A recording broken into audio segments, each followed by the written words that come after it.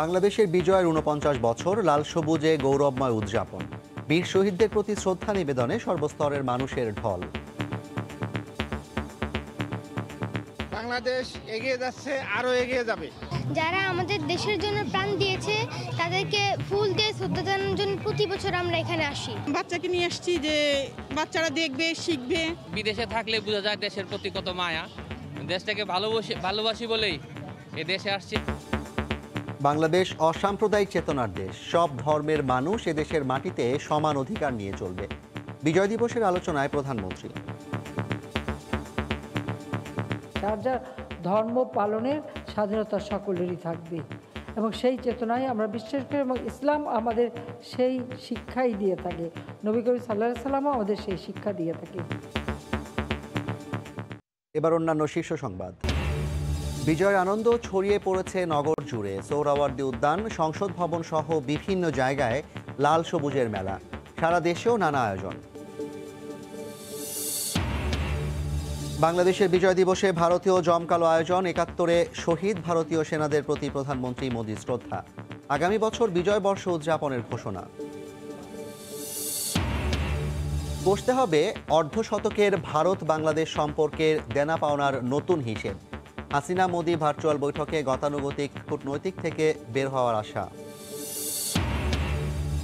পদ্মা সেতু প্রকল্পের টাকায় জীববৈচিত্র্য রক্ষায় হচ্ছে বিশেষ জাদুঘর। জানা যাবে সেতু তৈরির ইতিহাস। ২০২২ সালে খুলে দেওয়ার আশা।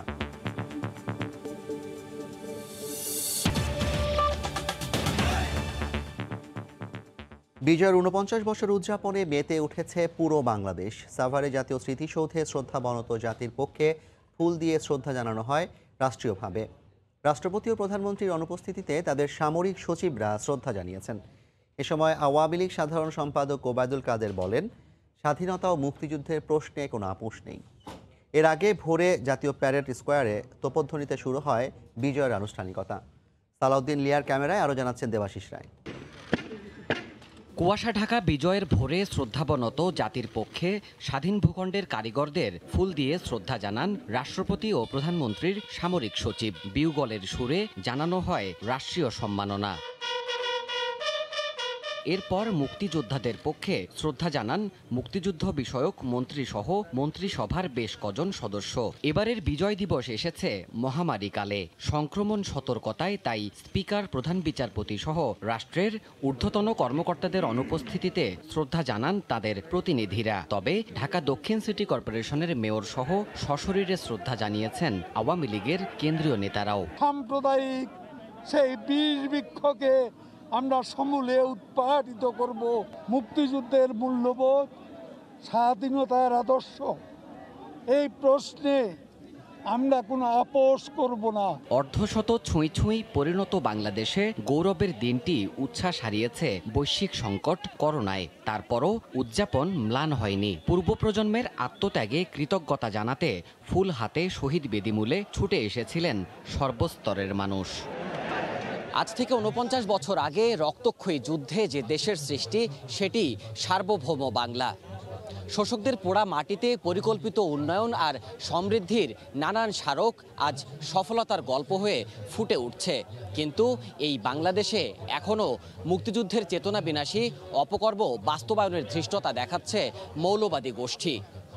উগ্রবাদী এই অপশক্তিকে আগামী দিনে রুখে দেওয়াই হবে বাংলাদেশের জন্য সবচেয়ে বড় রাজনৈতিক চ্যালেঞ্জ, বলছেন শ্রদ্ধা জানাতে আসা এসব মানুষেরা। দেবাশিস রায়, সময় সংবাদ, জাতীয় স্মৃতিসৌধ, সাভার, ঢাকা। বাঙালির মানসপটে স্বাধীনতার উজ্জ্বল অবয়ব হয়ে আছে যে সৌধ, তার সোপানে শ্রদ্ধার্ঘ্য নিবেদনে সাভারে সাধারণ মানুষের ঢল নামে ভোর থেকেই। উত্তর প্রজন্মকে বিজয়ের ইতিহাসের সঙ্গে পরিচয় করিয়ে দিতে অনেকেই এসেছেন সন্তানদের হাত ধরে। ফুলেল শ্রদ্ধা জানিয়ে সব শ্রেণী পেশার মানুষই বললেন, কোনো অপশক্তি অসাম্প্রদায়িক বাঙালির চেতনাকে মুছে দিতে পারবে না। সাভার থেকে বিস্তারিত জানাচ্ছেন তরিকুল ইসলাম সৌরভ। কুয়াশার চাদরে ঢাকা চারপাশ। শীতের মোহময় সকালে হাজারো মানুষের অপেক্ষা। বিজয়ের স্মারক হয়ে দাঁড়িয়ে আছে যে মিনার, সেখানেই অর্পণ করতে হবে শ্রদ্ধার্ঘ্য। বুধবার সকাল ৭টায় সর্বসাধারণের জন্য উন্মুক্ত হয় স্মৃতিসৌধ। এরপর কেবল উচ্ছ্বাস আর উদ্দীপনায় মুখর ছিল পুরো অঙ্গন। দেশ ও মাটির প্রতি গভীর ভালোবাসা বুকে নিয়ে এসেছেন ফুল হাতে। মুক্তির সোপানে শ্রদ্ধা নিবেদনে বিজয় দিবস এখন বড় এক উপলক্ষ। বিদেশে থাকলে বোঝা যায় দেশের প্রতি কত মায়া।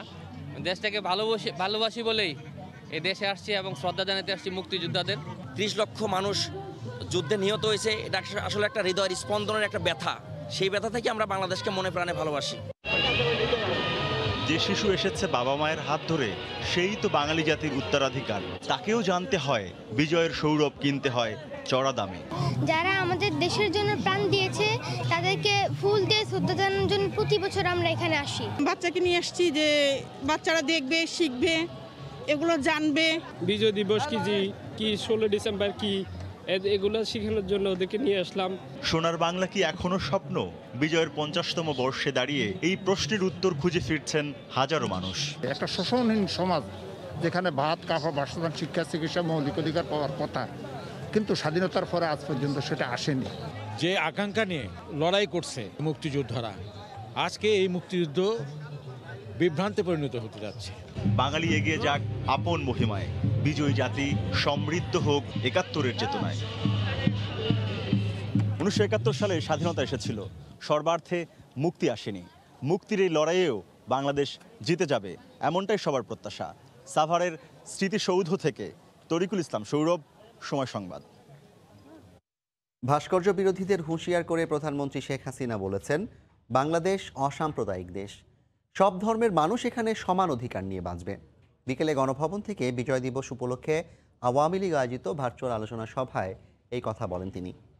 কারো কথায় কান না দিয়ে দেশের সেবায় আওয়ামী লীগ নিয়োজিত থাকবে জানিয়ে আওয়ামী লীগ প্রধান বলেন, যে কোনো পরিস্থিতি সহনশীলতার সঙ্গে মোকাবিলা করতে হবে নেতাকর্মীদের। আওয়ামী লীগের কেন্দ্রীয় নেতৃবৃন্দ, বাঙালির আবেগ, উচ্ছ্বাস আর অর্জন উপলব্ধির গৌরবের দিন বিজয় দিবস। এ উপলক্ষে বুধবার বিকেলে ভার্চুয়াল আলোচনা সভার আয়োজন করে বাংলাদেশ আওয়ামী লীগ। 21 বছর পর গণভবন থেকে বঙ্গবন্ধু অ্যাভিনিউয়ের কেন্দ্রীয় কার্যালয়ে ভিডিও কনফারেন্সে যোগ দিয়ে এতে সভাপতিত্ব করেন দলীয় প্রধান শেখ হাসিনা। যে সকলের সহযোগিতা। বঙ্গবন্ধু কন্যা বলেন, জাতির পিতার দেখানো পথে দেশ স্বনির্ভর হলেও তার ভাস্কর্য নিয়েই বিরোধিতা হচ্ছে দেশের মধ্যেই। হ্যাঁ, বঙ্গবন্ধুর ভাস্কর্য নিয়ে কথা ওঠার চেষ্টা হয়েছে। বাংলাদেশ অসাম্প্রদায়িক চেতনার দেশ। বাংলাদেশে সকল ধর্মের মানুষ সমান সুযোগ নিয়ে চলবে। আমরা এখন মুসলমান সংখ্যাগরিষ্ঠ আছি বলে অন্য ধর্মাবলম্বী যারা, তাদেরকে অবহেলা চোখে দেখব তা নয়। সব ধর্মের মানুষের রক্তস্রোতেই স্বাধীনতা এসেছে উল্লেখ করে তিনি বলেন, বাংলার মাটিতে সমান অধিকার সবার। একই সাথে রক্ত ঢেলে দিয়ে এদেশ স্বাধীন করেছে। কাজে এই দেশের মাটিতে ধর্ম, বর্ণ নির্বিশেষে সকলের সমান অধিকার নিয়েই বাস করবে। যার যার ধর্ম পালনের স্বাধীনতা সকলেরই থাকবে। ইসলাম আমাদের সেই শিক্ষাই দিয়ে থাকে। পরিস্থিতি সামলে নিতে নেতাকর্মীদের সহনশীল হতে বলেন সরকার প্রধান। সবাইকে যে কোনো পরিস্থিতি সহনশীলতার সাথেই মোকাবেলা করতে হয়, সেটাই করতে হবে। আর কে কি বললো না বললো সেগুলি শোনার থেকে আমরা কতটুকু দেশের জন্য করতে পারলাম সেটি আমাদের চিন্তায় থাকবে। জাতির পিতার নামে ইউনেস্কোর পুরস্কার প্রবর্তন দেশের জন্য নতুন সম্মান বলেও জানান প্রধানমন্ত্রী। বাঙালি জাতির জন্য এটা একটা বড় উপহার বলে। দেবাশিস রায়, সময় সংবাদ, ঢাকা। বাংলাদেশ বিজয়ের আনন্দ ছড়িয়ে পড়েছে নগর জুড়ে। বিজয়ের 49 বছর উদযাপনে রাজধানীর সোহরাওয়ার্দী উদ্যান, সংসদ ভবন, হাতিরঝিল সহ নানা জায়গায় বসে লাল সবুজের মিলন মেলা।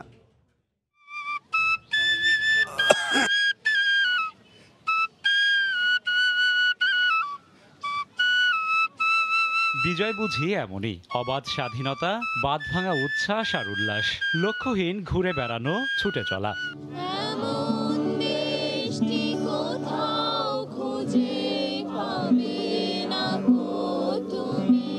কারো কাছে বিজয়ের মানে গলা ছেড়ে গান, বন্ধুত্বের বন্ধন, আড্ডা, খুনসুটি, সৃষ্টি সুখের উল্লাসে মহানন্দে ভেসে চলা।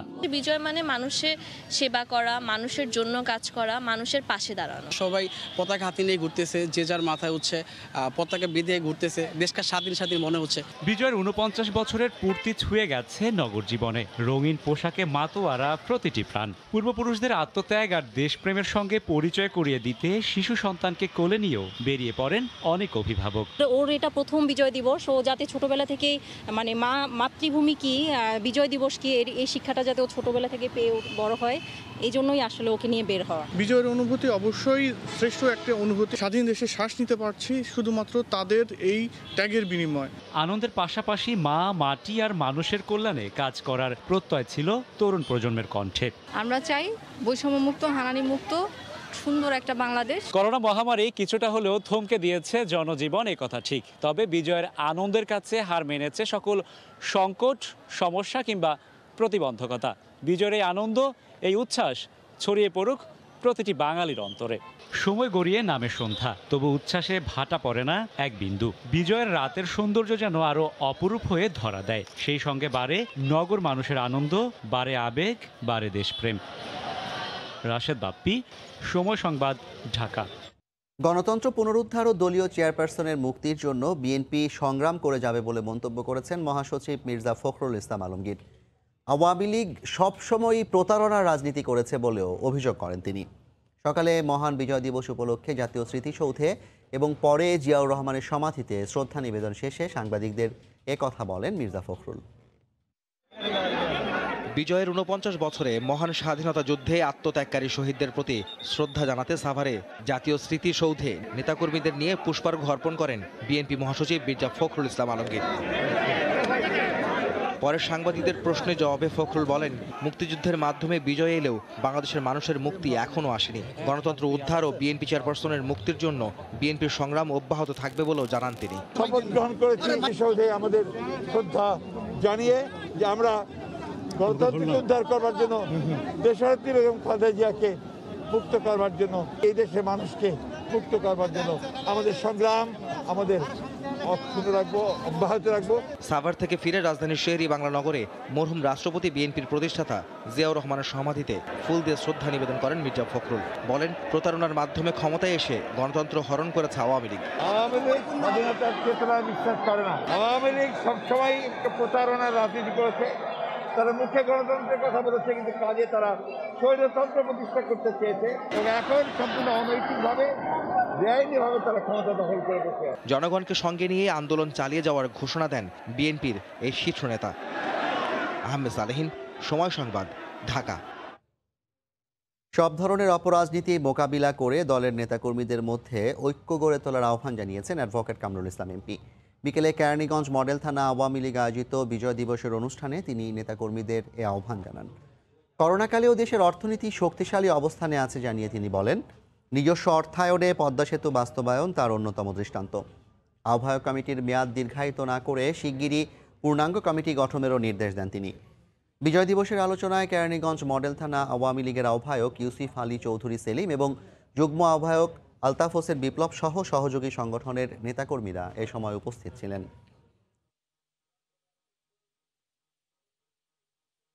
এই করোনা কালেও আমি বলবো বাংলাদেশের অর্থনীতি আজকে মজবুত অবস্থানে দাঁড়িয়ে আছে। বাংলাদেশের মানুষ বিশ্ববাসীকে জানান দিয়েছে যে পদ্মা সেতুর মতো একটা বৃহত্তর প্রজেক্ট বাংলাদেশের মানুষ নিজ অর্থায়নে করতে পারে। কোন রকম দ্বিধাদ্বন্দ্বের কোনো অবকাশ নাই। আর ঐক্য, সবচেয়ে বড় ঐক্য। একটা নতুন কমিটি যখন আসে, অনেকের মধ্যেই ক্ষোভ থাকে, অনেকের মধ্যেই অভিমান থাকে এবং আওয়ামী করি আমরা। কাজে কোনো ভয়ের রাজনীতি, কোনো গ্রুপ সৃষ্টি না করে ঐক্যবদ্ধভাবে আমরা এই সংগঠনকে এগিয়ে যাব।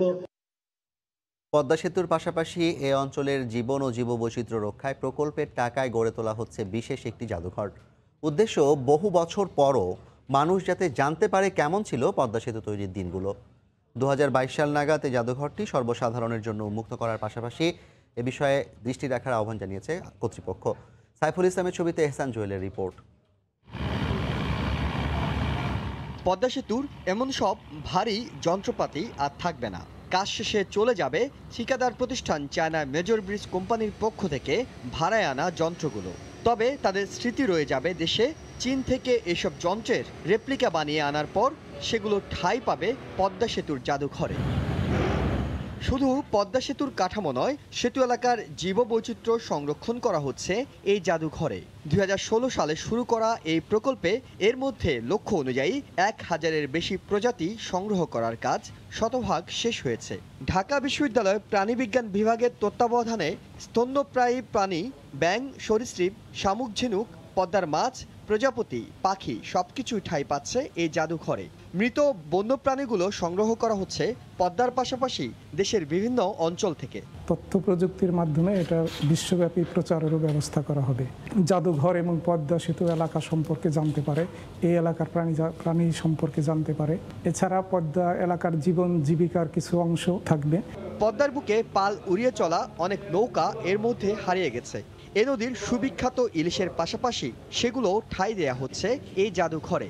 আশা করা হচ্ছে 2022 সালের দিকে মূল ভবন নির্মাণ শেষে উন্মুক্ত করা যাবে জাদুঘরটি। একসময় অনেক কিছুই হয়তো হারিয়ে যাবে, তবে পদ্মার জীবন আর এখানকার ইতিহাসের সাক্ষী হয়ে থাকবে এই জাদুঘর। এহসান জুয়েল, সময় সংবাদ, মাওয়া, মুন্সিগঞ্জ। করোনা পরিস্থিতিতে আগামীকাল ভারতের প্রধানমন্ত্রী নরেন্দ্র মোদীর সঙ্গে ভার্চুয়াল বৈঠক করবেন প্রধানমন্ত্রী শেখ হাসিনা। দুই সরকার প্রধানের বৈঠকের আলোচ্য সূচি নিয়ে কোনো পক্ষ স্পষ্ট কিছু না জানালেও বিশ্লেষকরা বলছেন, দুই দেশের সম্পর্ককে আরও সফল করতে গতানুগতিক কূটনীতির ধারা থেকে বেরিয়ে আসতে হবে। বৈঠকে ভারতের সঙ্গে রেলপথে যোগাযোগের আরও একটি রুট খুলতে যাচ্ছে। হলদিবাড়ি চিলাহাটি রেল লিঙ্ক পরবর্তীতে যুক্ত হবে ট্রান্স এশিয়ান রেল নেটওয়ার্কের সঙ্গে। বিস্তারিত জানাচ্ছেন দেবাশিস রায়। অবিভক্ত ভারতের অন্যতম হলদিবাড়ি চিলাহাটি রেলপথটি 1965 সালের পর বন্ধ হয়ে যায় পাকিস্তান ভারত দ্বন্দ্বে। 55 বছর পর এই পথটি সম্ভাবনার নতুন মাত্রা নিয়ে হাজির দুই দেশের কাছে। করোনার প্রেক্ষাপটে আগামীকাল ভার্চুয়াল মাধ্যমে দ্বিপক্ষীয় বৈঠকে বসছেন শেখ হাসিনা, নরেন্দ্র মোদী। এই বৈঠক থেকেই নীলফামারীর চিলাহাটি ও পশ্চিমবঙ্গের কুচবিহারের অন্তর্গত হলদিবাড়ি স্টেশনে ট্রেন চলাচলের ঘোষণা দেবেন দুই শীর্ষ নেতা। প্রাথমিকভাবে মালবাহী ট্রেন চলাচল করবে এই পথে। উদ্বোধনী দিনে নতুন রেলপথে ট্রেন যাবে নীলফামারী থেকে কুচবিহারে। নতুন রেল লিঙ্ক চালুর ইস্যুতে আশাবাদী বাংলাদেশ। রেলমন্ত্রীর দাবি, 26শে মার্চ থেকে যাত্রীবাহী ট্রেন চলবে এই পথে। পরবর্তীতে যা যুক্ত হবে ভুটান ও নেপালের সঙ্গেও। 26শে মার্চ আমাদের মহান স্বাধীনতা দিবসে আমরা ঢাকা থেকে শিলিগুড়ি পর্যন্ত আমরা যাত্রীবাহী ট্রেন আমরা যাতে এই রুটে চালাতে পারি সেই পরিকল্পনা নিয়ে আমরা এগিয়ে যাচ্ছি। মহামারীর মধ্যেই দুই প্রধানমন্ত্রীর এই বৈঠক নিয়ে উদ্গ্রীব দেশের কূটনৈতিক মহল।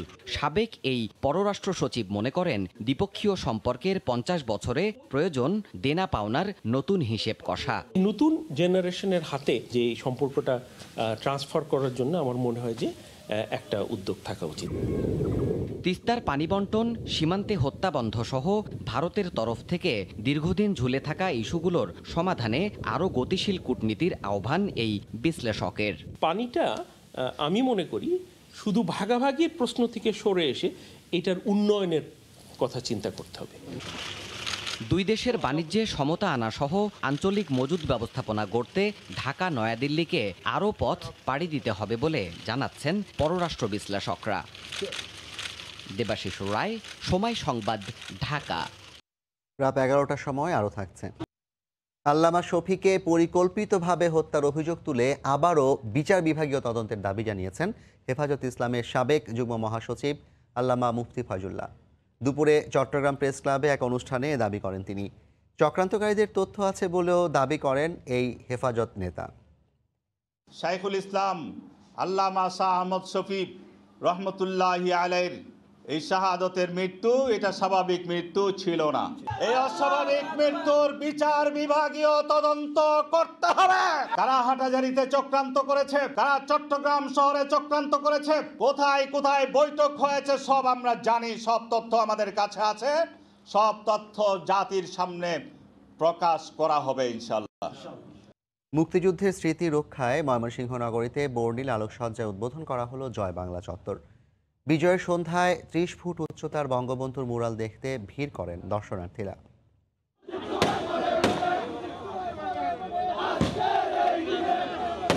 ময়মনসিংহে নবনির্মিত জয় বাংলা চত্বরের বর্ণিল আলোকসজ্জা ও আতশবাজি বাড়িয়ে দিয়েছে বিজয়ের আনন্দ। বুধবার বিকেলে নগরীর পাটগুদাম ব্রিজ সংলগ্ন ব্রহ্মপুত্র নদের তীর ঘেঁষে নির্মাণ করা জয়বাংলা চত্বরের উদ্বোধনী অনুষ্ঠানে ঢল নামে সাধারণ মানুষের। 30 ফুট উচ্চতার বঙ্গবন্ধুর মোরাল স্থাপন করা হয়েছে চত্বরে। এছাড়া বঙ্গবন্ধুর জন্মদিন, 6 দফা, 7 মার্চের ভাষণ, মুক্তিযুদ্ধ, পাক হানাদারদের আত্মসমর্পণ, মুক্তিযুদ্ধের বিজয়গাথা নান্দনিকভাবে ফুটিয়ে তোলা হয়েছে। আগামী প্রজন্ম এই জায়গায় এখানে এসে মুক্তিযুদ্ধ বা ইতিহাস বা বাঙালির ইতিহাস সম্বন্ধে সার্বিক একটা ধারণা পেয়ে যাবে। বঙ্গবন্ধুর জীবনী সম্পর্কে লেখা আছে, ওনার বেশ কিছু কোটেশন লেখা আছে। এগুলো দেখে আসলে একটা মানুষ বঙ্গবন্ধু সম্পর্কে অনেক কিছু জানতে পারবেন। এই জয় বাংলা চত্বরের মাধ্যমে আমরা আমাদের নতুন প্রজন্ম জানতে পারবে মুক্তিযুদ্ধের ইতিহাস। 1971 সালে 7ই মার্চে বঙ্গবন্ধুর ভাষণ থেকে শুরু করে আপনার মুক্তিযুদ্ধের আত্মসমর্পণ পর্যন্ত যে ঘটনাগুলো হয়েছে ওইগুলো আমি ফুটিয়ে তুলতে চেয়েছি এখানে।